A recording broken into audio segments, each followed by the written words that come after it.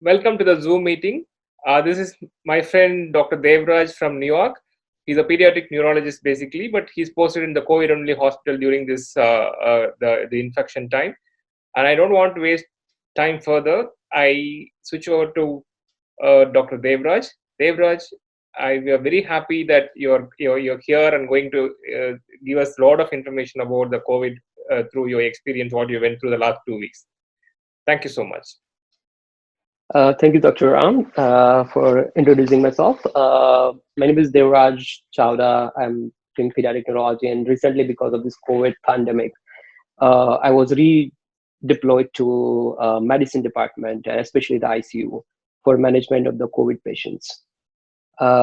So before talking about the COVID, and as like I've been through a lot with because of the COVID in entire New York, and especially our hospital, because it was in a state hospital, so it's declared as a COVID only hospital. Before starting, I'll go with the little bit what about the COVID-19 virus. It's one of the coronavirus is a well-known virus, which basically commonly calls common cold. And but this specific strain of the RNA virus COVID-19, it's found in the bat, which also get infected by the similar kind of strain. And it has a unique features of affecting most likely the lower respiratory tract, which is basically your lungs. Lungs are your lower respiratory tract, and it's primarily affected by this COVID-19.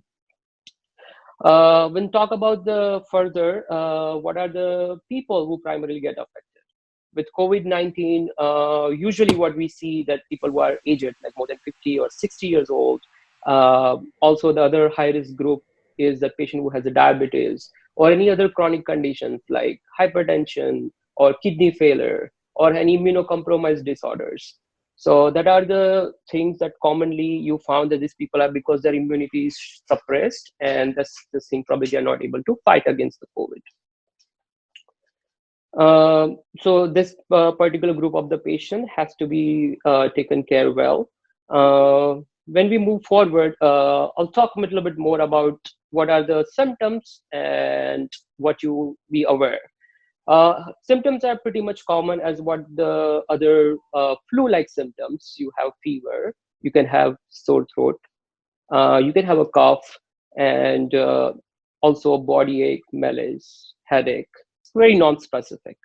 One of the common things with the apart from flu-like symptoms that I recently found that so many patients were complaining loss of taste and loss of sense. Like they don't have like a taste; they lost the sense for like their nose. There are the like two things that I found which was usually like not present with other type of viruses. That's a common clinical scenario you will see, and there are labs available now because of the PCR testing. We can confirm it, which is almost like 99%. So when you come to the labs, initially when we started the patient seeing with the COVID-19, we didn't have the PCR, and PCR used to take like 3-4 days. I don't know about the current situation in India, but here in United States, initially it was very hard to get a PCR testing. So we started doing some certain amount of the labs, which can help you to say whether the patient is likely, what like the likelihood of patient having a COVID. So we started doing ESR. Yeah, in India now it is from 4 hours to 24 hours max it takes, but within 24 hours they give you the test. That's really good. That's one of the things that kind of very helpful. Right. We have a testing. We did like a ESR, CRP, ferritin, and D-dimers. They're super high when patient has COVID-19. It's very high risk. Like if you have COVID-19 with the severe form of the disease, then you can have this biomarker is going to be high. And that's also we kind of trending towards like, and at the end of the course, it gets better. Apart from antigen antibody testing, as sir mentioned that you guys have PCR now, which is available within 4 to 24 hours. That's great. Now, recently, people are talking about antibody testing, which is still in the trial. There's 6 different companies sponsoring that. And to be honest, it's not that reliable yet. So antibody testing are still in the, once all the studies come up, then you can say what are the specific the requirement, like false positive, false negative in the term of statistics. The thing is the reliability in the common word of the antibody testing is still not well established.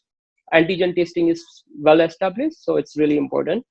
um, Other thing is that I want to mention about the testing part, that testing is one of the things that everyone is keep, like, everyone has a concern that when to get testing, when not to get testing is really important.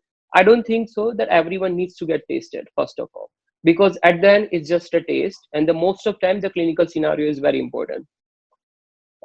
Second thing, which groups are needs to get tested? So patient who has the symptoms, like as I mentioned, like runny nose, has a sore throat, has a fever, has a headache, you can get tested, and then you can know that if you are positive, then you are likelihood that you also infected the person who are in contact with you, because the incubation period for this virus is 1 or 2 hours to 2 weeks. So within the 2 weeks of the period, if you were in a contact with any of your relatives, any of your colleagues, that's most likely that you got a uh, you gave them the infection. So that's the one thing.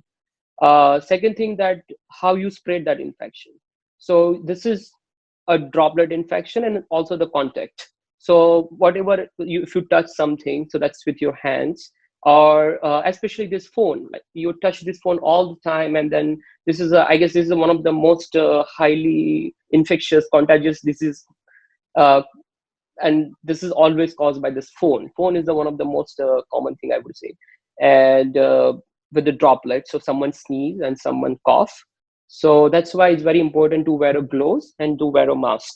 And that's something, the thing that you can prevent the disease at this point, because as we know that there is no proven study so far that for the treatment of the disease. So the all thing you can do is to prevent. uh, yeah, so further, before going further, I guess if Dr. Ram has any further question between that. Yeah, it's perfectly fine. But the pediatric age group, because the schools are going to open here soon, and we don't have a clear idea how the symptoms for the pediatric age group is different from the adult age group, or the precautions what the kids has to follow when they're going to the school. I do understand the mask and the protective measures they have to follow, the Right. all sanitation, rubs and other things that are not common. But anything special you want to mention here about the pediatric age group? Anything special? So the pediatric age group, there, like, first of all, we were so lucky that the pediatric age group has a very low risk of having a disease. Somehow their immunity was great, or what exactly works, we don't know. But then we didn't have much pediatric patients admitted with COVID-19, and in my hospital there was not a single death from COVID-19 from pediatric age group. Definitely there was like so many people from the adult age group, but the pediatric age group. But recently we are getting the patients with the multi-system inflammatory disorders in the pediatric age group, where the patient has a Kawasaki like disease, where it's basically affecting every system. And but this is also one of the rare conditions. It's like very, like, we see probably like a 1% of the population. So luckily the pediatric age group is sparse from the severity of the disease. But other side is they are the main carriers, because they play around, they touch the things, so they are actually very high risk group for the older people. If you are in the same household with the someone with a 70-year-old and someone is a 5-year-old, this 5-year-old gonna get a infection and gonna spread to this 70-year-old. They're very high risk of chances. Now when you go back to the school, or any other, I would say, like, in general, any other employment, whenever you start, the social distancing is the most important thing. First of all, you can do like a 6 feet apart. And to do that, to order to do that, I know that India is a little bit, like, it's one of the largest country, and it's very hard to do social distancing. But then maybe the school can be like start like in the different schedules, like someone between 7 to 11 and then 12 to 5. So the timing can be changed, and then the timing can help, because then it minimizes the exposure of the people with each other. The second thing is that prevention of this mask. The mask will actually help not to get infected, but to help to spread the infection to someone else. Frequent hand washing. Kids are very well known that they just like play and then put something in the mouth. So it's very important that encourage kids to do a frequent hand washing, and by all means, whatever you do, to understand for the kids to what is the severity of the disease is very hard.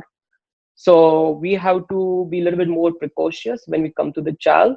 But it's also not nice to keep the child at home and just for 2 or 3 months because it's something come up with other problems. Yeah, I think the schools initially when they're starting, they have to take classes about this COVID issues a lot. Mm-hmm. Make the kid understand why they have to follow all those things before they start the real class. I think they have to keep emphasizing this every day before they start the class. I think that would be the better than, because kids they listen to the teachers than the parents. You understand? So get them. Teachers has to emphasize. So the teachers has to be taught the proper precaution by the medical authorities before they start the schools. I think that every school has to conduct some the discussion from the medical personnel so that they also educate the teachers a lot. I think that will be another way to manage it. Yeah, come on. I completely agree with sir. Like that's kids follow the role models, and their role models are usually teacher, not their parents. So yeah, whoever they follow, if that person tells the kids, they're gonna follow the same thing. And yeah, I completely agree that what exactly you mentioned, that someone teacher kind of role model, if he emphasizes, then the kids gonna follow it. The results comes positive, whether they have to go and get admitted in the hospital or they have to isolate themselves. Right. If there is no symptom. So that's a really good question. And actually, if someone has a symptom saying that what are the type of the severity of the disease, mild, moderate, or severe? So person who has a mild disease, which means patient has someone like a fever, runny nose, but able to breathe, there is no hypoxia. Hypoxia means there is oxygen saturation is good in the blood. They don't need to get admitted. It's better to stay at home, because if you go to the hospital, there are high chances you're going to get another infections, because the COVID is high risk for doing a lymphopenia. So your immunity going to go down with COVID, and you're going to get another infections from the hospital. So that's the one thing. The second thing is that you're going to spread more infection to the other people. So it's better to stay at home when you have a milder form of the symptoms. But when you are at home, certain precautionary measures you have to take. You have to keep yourself isolated from other members of the family. I guess I would encourage other members to go and get tested.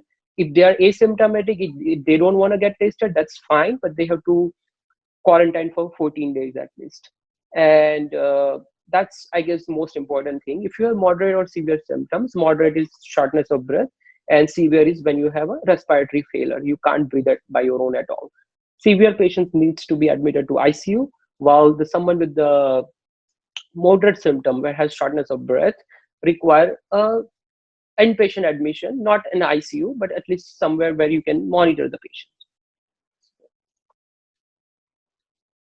Hey, you carry on with your next thing. Mm-hmm.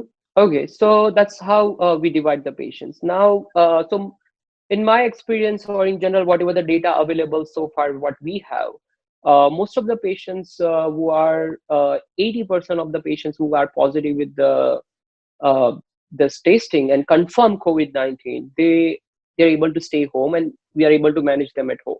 They do not need to come to the hospital. By televisit, like a Zoom, you can call. They usually call the doctors, and they give advice, and they stay home, and what are the things they can do. 20% of the people who get admitted, out of that, only 5% of the people require ICU.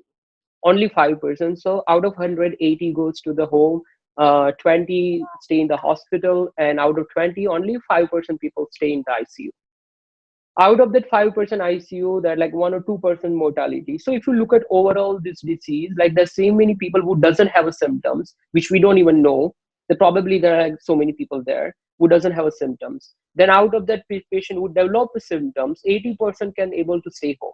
Out of 80%, 15% are just on the ward. We're just for the management of like just something like maybe require a little bit of oxygen. So if you look at overall, this disease is not that bad. If you want to go like by statistic wise, so only people who are get admitted to the hospital, majority of them are were older, who already have another chronic conditions, and this one more hit, they can't take it, and that's why they are in ICU. They already have COPD. Their lungs are already damaged. Now, this one more thing, it's gonna break it. So that's very important thing to keep in mind. Like, do not scare of this disease, because the scare is like you have to take precautionary measures, but it's not that dangerous. What you got a COVID and you're done. It's not like that. There's very like 1% chance that you can end up in the ICU. On other hand, India and US, it's very hard to compare because India has a different geographical distribution plus immunity. Everything is different. Here we have majority of the people who are older. They're more than 60, more than 70, 80, or 90 or 100. In India, you rarely see someone more than 60 or 70 years old. So majority of our patients have comorbidities. They already have diabetes, HIV, and other diseases. So our patient population in general is more vulnerable than India itself. So that way, maybe the another reason that why India is not that much affected compared to the United States. Now, when you come to the treatment part, the ward management is just to manage something what you usually do in the ward, like manage the oxygen. It's more like a symptomatic management or fever management with Tylenol or anything. See, if you when want, it comes, sorry to interrupt. See, the mild to moderate symptom patients, like the mild patients, they are going to stay at home. Only the symptomatic, say, example, they have fever, they are taking paracetamol, and you want to help them with something like a multivitamin or any other things they have to take for the increase in immunity or something. So yeah, multivitamin, of course, is going to help you with the oral to build up your immunity and like for the more energy. One thing is that patient who are COVID positive and has a mild symptoms at home, we recommend azithromycin. Okay. There are two reasons. There are some studies shows preclinical data that it can be useful, but other than that, also that it prevents the secondary pneumonia, and that's the primary reason why we give the azithromycin for the patient with the mild symptoms. Okay. Right. Moderate, they are going to the hospital and they are going to manage at the hospital level. This is for the doctors. It's a moderate patient. What is the line of management in the hospitals in US? What you guys follow? So, as I mentioned, moderate symptoms, which require basically you need some kind of support, which means you need some oxygen through the nasal cannula. And that time we manage them on the floor. We do the cardiopulmonary monitoring. We do like basic labs like CBC, CMP. And we also give azithromycin and HCQs. Especially, we all know that azithromycin and HCQs, just to mention, HCQ is hydroxychloroquine. Hydroxychloroquine and azithromycin, when you combine, it can cause prolonged QT or arrhythmia. So we do Q every 48 hours EKG. Whether it's help, whether it doesn't help, it's still under the study. Recently, from one of the best institute in Michigan, it's Henry Ford Medical Center. They say that when you give HCQ to the patient when they're inpatient, and their increased requirement of the respiratory support. So it doesn't even HCQ does not support the COVID-19 at that point. So that's something still in the process. But we are also the part of clinical trials, so we are giving HCQ in some patients are without HCQ. Our results are still not out yet. So we'll see how it affects for the moderate patient for HCQ plus azithromycin. So this is about moderate symptoms, which is okay. I mean, you give this, you don't give this, you give oxygen, and most of these people are young, so their lungs are good, and then get out of this and they go home. Usually with the asthma or they have a COPD, and then you treat that primary disease as well when you are treating with COVID-19, and they get better. When you go for next is the severe symptoms. Severe symptoms mean a hypoxic respiratory failure. You are not able to maintain your oxygenation just with the nasal cannula. You're really requiring high volume of oxygen, and you're requiring your respiratory support. And that's the patients who require the ICU monitoring. In ICQ, our hospital was is a COVID-only hospital, so it's involved in a lot of clinical trials. So we actually did tons of things. We throw everything, whatever we have at this point. Even the small preclinical data shows some evidence. We started using that. So what I usually like, we use is high dose methylpred. It's like a 1 gram every day for like 3 days in a row, or 5 days, depend. If it has a COPD, go for 5 or 6 days, and then taper slowly. The other thing is that all these patients has a very high. Sorry, The drug name, what you have mentioned, I didn't get the drug name. it's a methylprednisolone. It's a steroid. Okay. Solumedrol. Okay. Yeah. So that's steroid. Okay. Second thing is that all the patients has a very high D dimer. So we think there is some procoagulant effect there. Though there is a risk of stroke is decreased with COVID-19, but whatever the clot formation is really big. So we think it could be the another procoagulant thing, and we started all the patients on a high dose anticoagulant. It's a Livernox at therapeutic level. The second thing is antiviral. So there are different studies like lopinavir, basically all the protease inhibitors. The different protease inhibitors were tried. So far, none of them shows any clear-cut benefits. And especially, we all know that protease inhibitors has a problem with the kidney failure. And it's one of the very important things to keep in mind when the patient comes to ICU. I see most of the patient has acute kidney failure. When patient has a kidney failure and respiratory failure both, the risk of death is more than 80%. And these are the conditions where you need to treat with the all whatever the options you have. We have like a majority of more than 50% of the patients in ICU had a kidney failure. Kidney failure and respiratory failure, these are two conditions. And that's why the patient with the kidney failure, they are one of the very high risk population for the COVID-19. We throw them convalescent plasma, and people who doesn't know about convalescent plasma, that's a very old technique that used in when there was a flu pandemic in the back, like how many years I don't know, but in the back they used it. This convalescent plasma is basically antibody, someone who got infected and got recovered. Now they developed the antibody, and this antibody you can use for the person who are currently infected to help them. And actually, that's also one of the promising thing compared to any of the whatever I see so far. Steroid and convalescent plasma, they're one of the, I guess, upcoming therapy for the COVID-19, and that can have more effect. I cannot say certainly at this point because I do not have a statistical data. Whatever the observation I have from my own ICU experience.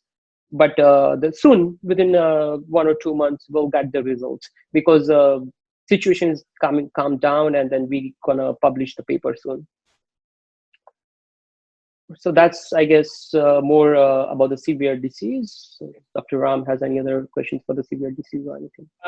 The thing is, now the problem is when to start our surgical practices, semi-elective, completely elective surgery like cosmetic surgeries, and one more thing, like about the healthcare workers. They're going to go to the ICUs. You're with ICUs, but before anything, I want you to tell about your last 2 months, 3 months experience when you're working within these wards, and about your experience, because that matters a lot to the healthcare workers who are afraid to go to the ICU, who are afraid to enter into the theater.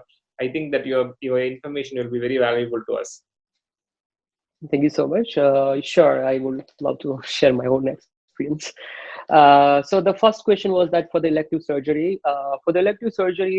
we restarted our elective surgery for which based on the priorities, like someone with the orthopedic knee surgery, which is more than other orthopedic surgery. We're like, okay, let's start that one. So what we are doing at this point that within that week, if the person has this week scheduled surgery, we do the testing that week. And even if they're asymptomatic, if the testing is negative, they're clear for the surgery. And then they do not test any other person, just the person himself. And also the doctors and all the healthcare employees, they also get tested. To be honest, testing by healthcare workers, that doesn't mean that you're gonna stop using prophylaxis. Prophylaxis saying like hand gloves, wearing a mask, and all this thing. So testing shouldn't change for healthcare workers.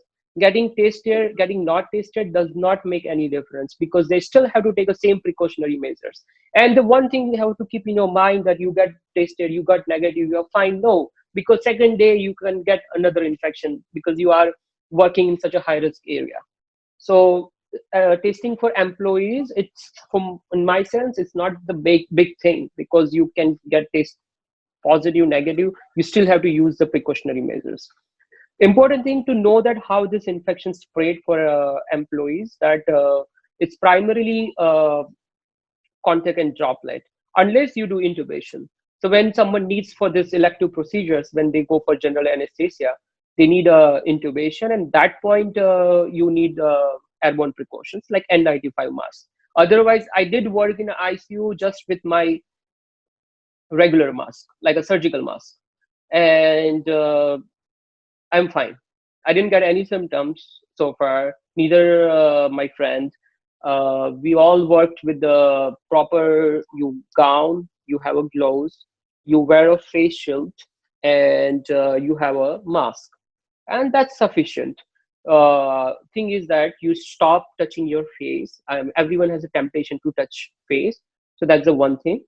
And all employees, like our, like, people who get tested, some people are positive, some people are negative, but it does not change the way they react. Like, even people who are positive, it doesn't have a symptom, they still come to the work. And people who are negative, they still come to work. And some my employees got admitted to the hospital, they recover, and they're again back to the hospital. So it's not something that I would really say that it changed whether you're going to get tested or not for employee. Now, when you come to the patients, when you do elective surgery, the two things, like elective surgery should be start first with the anesthesia, like a lumbar puncture, like through the epidural. That would be the first preference. And if you go further, then you go for the procedures which require intubation. So that's how we are starting right now. But we already started our elective procedures. We can't just set, like, as you all know, that New York is a very high risk area, but it has been 2 months and we are seeing good things now. So there's like a famous thing we always say, that we learn new things from the past. The experience teaches. As we all know that China and Italy, they're getting better. The same way, US started around March, and it's 2 to 3 months now, so which is the May, end of the May, we already started our elective stuff. In hospital where we had 100% patients with COVID, now we have only 1/3 of the patients with COVID. 2/3 of the patients are non-COVID patients now. So things are getting better in 2 to 3 months, and that's what exactly I assume. When the India, it started around the same time, around March or April, and it should get better soon. Right. We spoke about the pregnancy and that, like the pregnant woman going for a delivery. What is the protocol followed there in US? So initially it was very like scared, because we don't know what it is. So every pregnant woman got tested. But when we see later part of the course now, there is no change in outcome. If the pregnant woman get tested or if pregnant woman not get tested, even if they're positive, they are negative, it does not change the outcome of delivery. So it's something if you do statistical analysis, patients who are pregnant and patients who are not pregnant, they get COVID, they have similar symptoms. Pregnancy does not affect the outcome of delivery. The only thing is that when you deliver the baby, so the most common question comes, how to breastfeed the child. And that is one of the major concerns for all the moms who are COVID positive. So that time what we do, if we also test the baby with the COVID-19, same nasopharyngeal testing. And if baby is positive, then baby can go to the mom and have a breastfeeding, doesn't really matter. But if the baby is negative and mom is positive, the mom has to do a face mask, clean the breast and nipples, and then she can breastfeed the child, or she can pump the milk and give it to the child. But the breast milk is not contraindicated because of COVID-19. Very good information. In fact, this is very confusing for a lot of the obstetrician here. So I think your information is really valuable. Thank you so much. So that's something important. Other thing is that a lot of people also ask that apart from this protective PPE, is there any medication which helpful for prevent the disease for a health worker? I know that government of India started HCQ for all healthcare workers. Whether it works, whether not works, there is some theory behind that. Like there is some logic behind it. It's not something that without logic, but it's without evidence.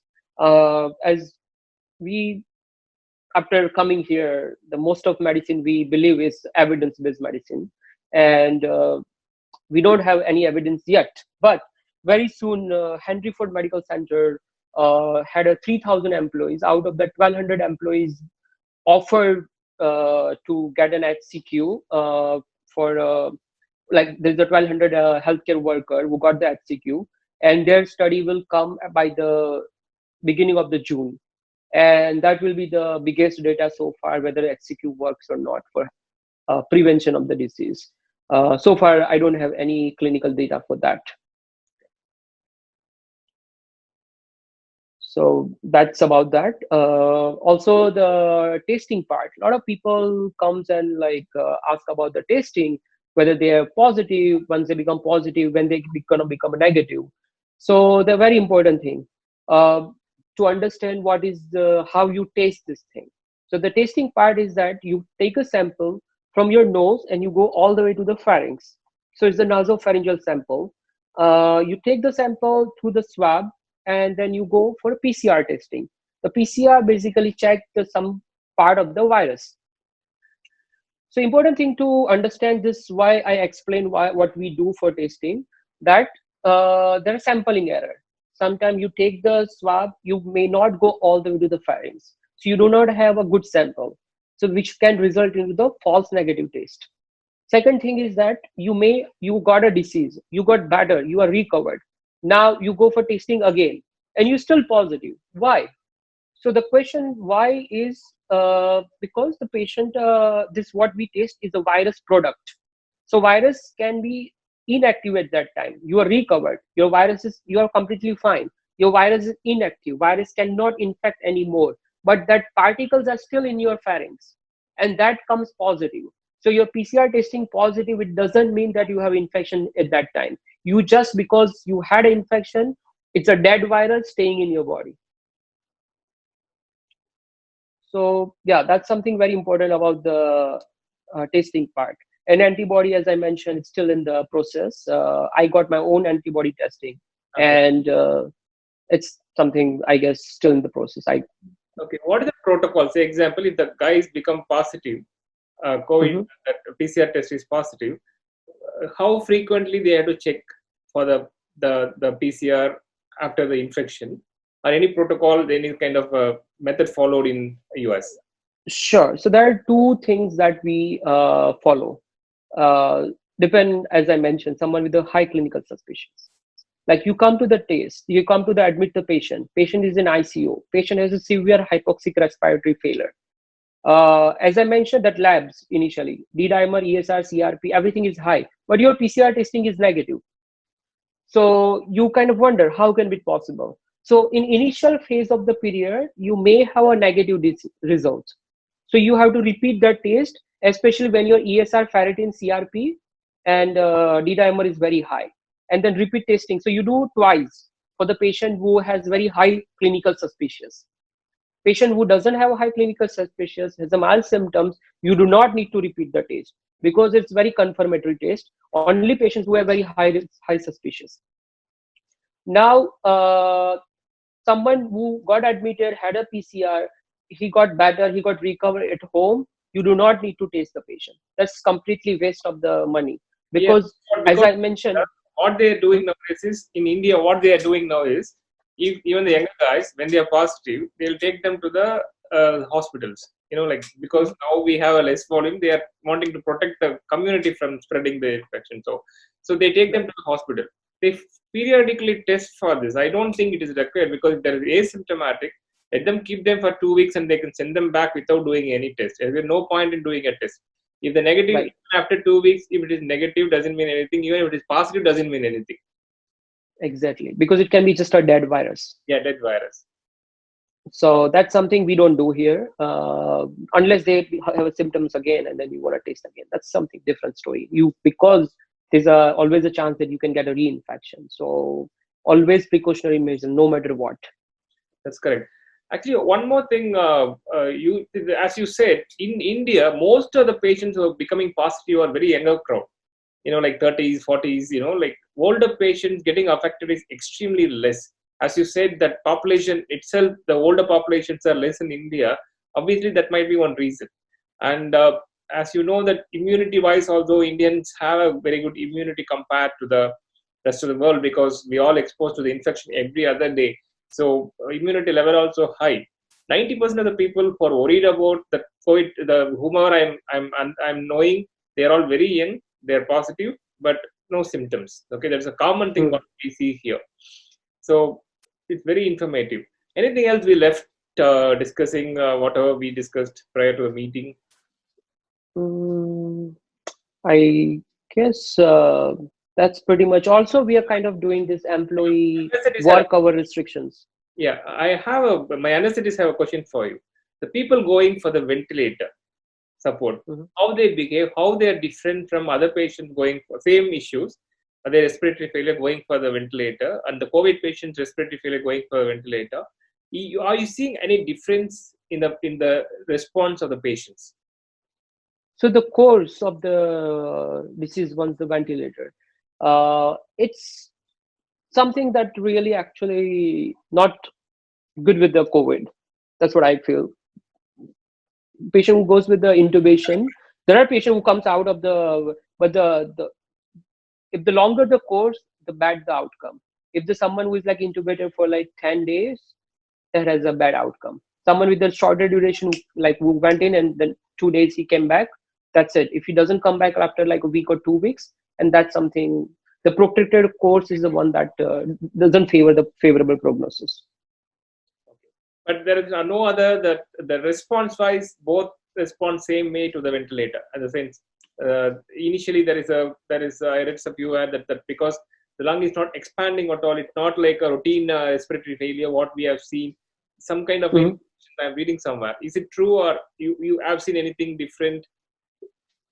No, I guess that's something pretty much the same with the other diseases. That's nothing that, especially when you have pre-existing condition with the lung, then of course you're going to have a bad outcome. But other than that, also there is another mechanism like a pulmonary embolism. That's also with a high, because of the high coagulation factors. So that's something which is usually not mentioned anywhere, but that's what we are observing as well, because of the clot formation, and that's something hydrotherapeutic anticoagulation going to help, because some patients are dying like quick, and that's something either cardiac or either PE can explain. Other things, so I'm so surprised to hear that you was told that 1/3 only now the COVID positive patients and other 2/3 are normal patients. Do you have any, like the boundaries, or the COVID patients are separate and there is separate wards for this? Like that, do you have any kind of system now? So as initially was our COVID only hospital, we have 20 COVID team. So COVID 1 team, COVID 2 admission, COVID 3 team, like that. Now we have, then slowly as admission kind of rate went down, so we made a separate floor for the COVID, and the COVID patient goes only to the COVID part only. The rest of the patients stay into the regular floor. It depends on the hospital capacity, like what capacity, but does not require, like initially when beginning there was few patients, we had a patient next this room and the next room has a normal patients. So I don't think so it requires a special if the hospital is small setting, but if you're bigger setting, it has to start early in the phase that you can do the separate floor or separate unit for the COVID only. It's always better. Right. If you have a facility, sure. Yeah, I think most of the things we covered, and it's really I was so much information in my head. I'm so clear about how to go about, and what do you feel how this course going to be? How long this issue is going to be? As I mentioned before, that we learn from our past. So the past with China, Italy, and US, it's 2 to 3 months. So the India will be out in 2 months. That's what I assume from the past. The future you predict from the past. I know. most of the public's only the thoughts in their mind is how long I need to wear a mask, how long I need to wear all those precautions. Is it 1 month or 2 months? Oh yeah, so that's very good question. So the virus is in the air now. It's not going to disappear that soon. It's going to be there for a long time now. So the precautionary measure has to be taken for a while, and it can have another season in October, November. So at least just like a flu got a season, that I am thinking that in the future we're going to have COVID season.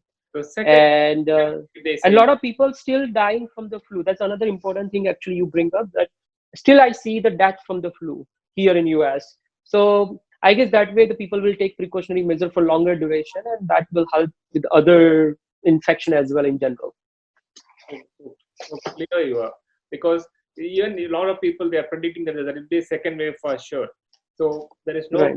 just like going and doing normal things. You have to do the precaution. We don't know 3 months or 6 months or 1 year till the Mhm. vaccine comes. We have to do the precaution. That's the end message, right? If I am not wrong. Right. Correct. Right, agree. Up to the vaccine, but as I mentioned, things are getting better. We are like now working with the normal patients, doing elective surgeries, doing elective procedures. Like I'm in neurology, so I'm doing EEGs now. So things are getting more like a normal. Of course, with the precautionary measures, you have to still take a precautions. And as sir mentioned, with the vaccine, like it's a future hope.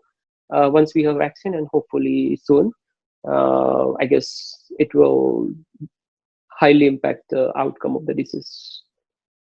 Thank you so much, Dave. And actually, a lot of things are clear, even for me. Like I was so confused. Your whole discussion is really useful for me as well as for all the colleagues here, and doctors. So much benefit as well as the public. I use this video in YouTube with your permission, and so that Sure. all Indians will get benefited. Thank you so much. No, Stay thank safe. you so much. Thank you so And, much for the opportunity. see you soon in New York.